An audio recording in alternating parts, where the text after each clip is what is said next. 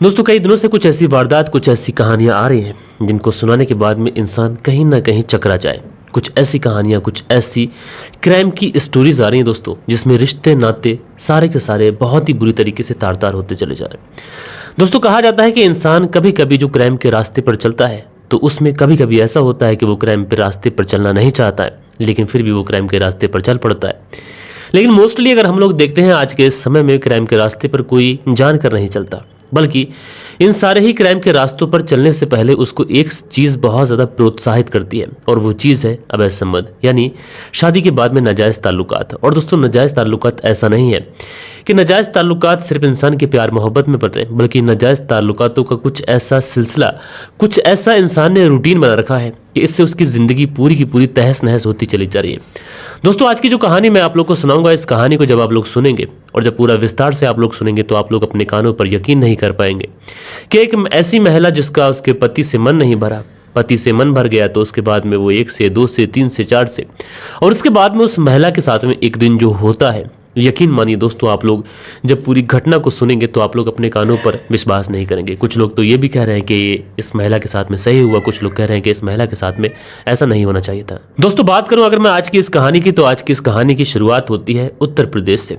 उत्तर प्रदेश में एक जिला लगता है शाहजहांपुर, और ये जो शाहजहांपुर जिला है यहीं पर एक थाना आता है मीरानपुर थाना, मीरानपुर कटरा थाना। और इसी मीरानपुर कटरा थाने के अंतर्गत एक गांव है। उस गांव का नाम, परिवार के तमाम लोगों के नाम जो है वो अभी पुलिस प्रशासन ने, तमाम लोगों ने हाइड करके रखे हुए हैं, तो मैं भी यहाँ पर नहीं ले रहा हूँ।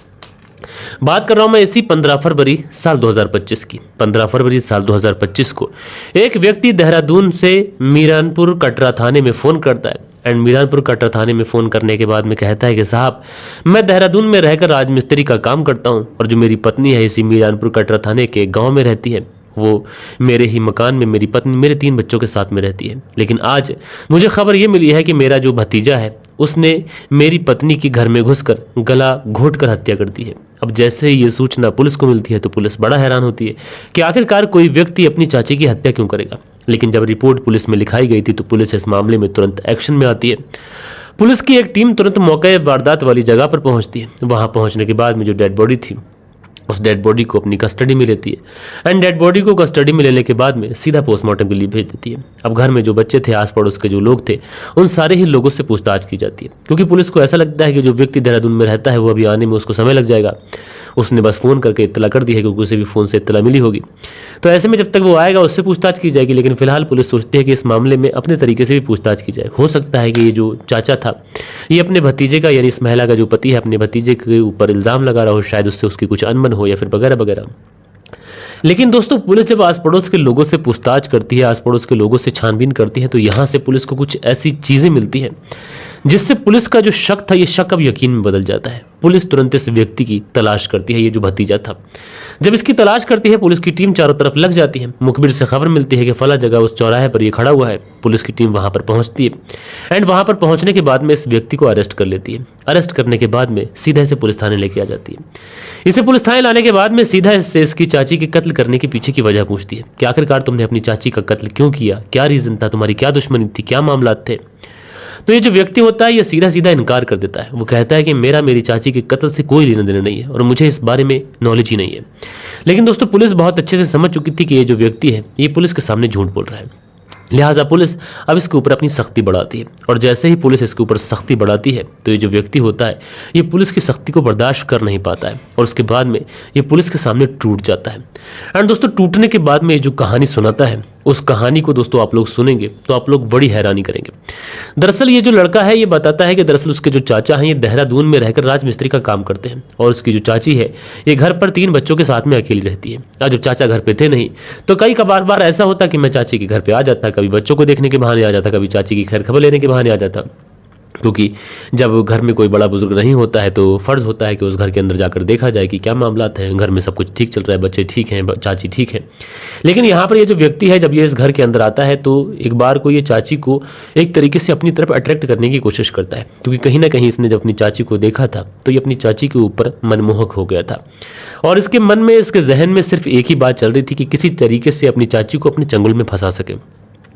अच्छा, उधर जो जो चाची थी इसकी, उसके पति ऑलरेडी देहरादून में रहकर काम काज किया करते थे, तो वो तो घर पे अकेली रहती थी। जब घर पे अकेली रहती थी तो उसके मन में, उसके जहन में तरह तरीके के ख्यालात भी आते कि किस तरीके से जवानी भरी ज़िंदगी है, घर में अकेले कट रही है, पति ऑलमोस्ट सारा टाइम बाहर ही रहते हैं, तो ऐसा कैसे चलेगा।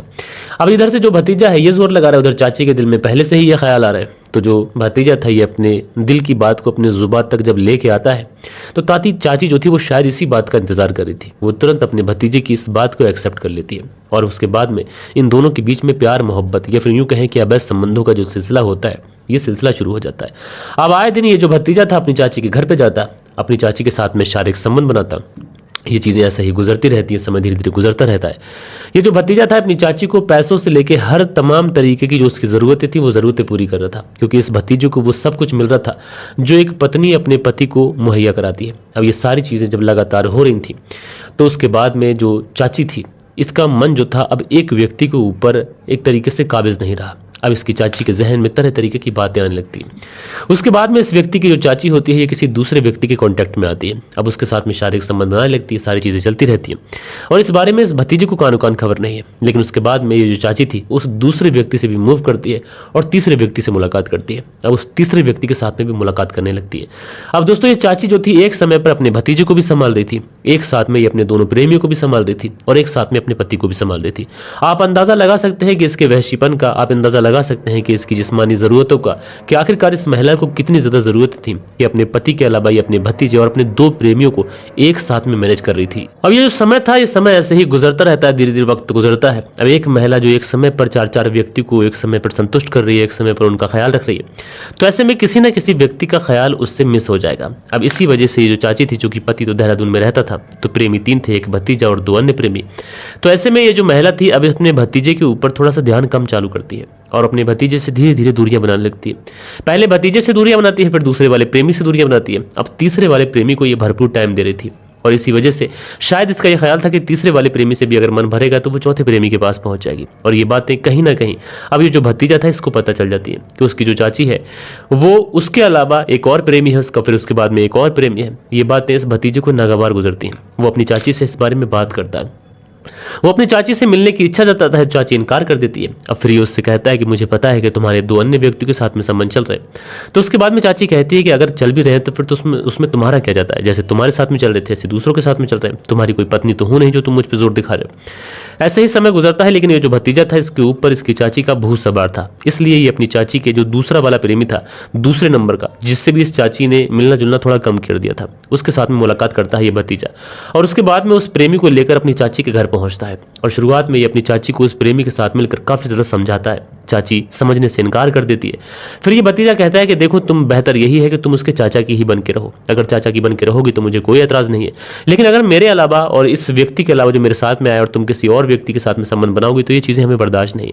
अब इस पे चाची आग बबूला हो जाती है। वो कहती है कि तुम कैसी बेतुकी बात कर रहे हो, मैं तुम्हारे साथ में शारीरिक संबंध बना सकती हूँ, इसके साथ में शारीरिक संबंध बना सकती हूँ, तो फिर तीसरे के साथ में क्यों नहीं बना सकती। तुम्हें आखिरकार विरोध क्या है, प्रॉब्लम क्या है। तुम दोनों मेरे साथ में एक साथ शारीरिक संबंध बना सकते हो, लेकिन अगर मैं किसी तीसरे के साथ में शारीरिक संबंध बनाऊंगी तो तुम्हें प्रॉब्लम है। अब इसी बात को लेकर इन तीनों के बीच में तकरार हो जाती है। जब इन तीनों के बीच में तकरार होती है तो ये जो दोनों व्यक्ति थे, यानी भतीजा और वो जो व्यक्ति था, ये दोनों मिलकर उस चाची की हत्या कर देते हैं। हत्या करने के बाद में उसको शव को वहीं पर छोड़ते हैं एंड वहां से 9 तो 11 हो जाते हैं। बहरहाल दोस्तों, जब ये मामला पुलिस में पहुंचा और पुलिस ने जब इस पूरे केस का खुलासा किया तो लोग तरह तरीके की बातें कर रहे थे। अब आप जानते हैं कि तरह तरीके की बातें मतलब यही, कुछ लोग इस मामले को सही ठहरा रहे थे और कुछ लोग कह रहे थे कि इस मामले में ऐसा नहीं होना चाहिए था। आशा करता हूं कि आज की जो कहानी है, ये कहानी आप लोग को जरूर से जरूर पसंद आई होगी और हमारी कहानी सुनाने का अंदाज आप लोग को कैसा लगता है, कहानी किस तरीके से सुनाई जाती है, उनमें कोई मिस्टेक, कोई गलती हो तो आप लोग जरूर से जरूर बताइएगा। बाकी दोस्तों मिलते हैं कल के दिन किसी और स्टोरी के साथ में। जब तक के लिए अपना ख्याल रखें, देश का ख्याल रखें, परिवार के रिश्तों की अहमियत को समझें। जय हिंद, जय भारत।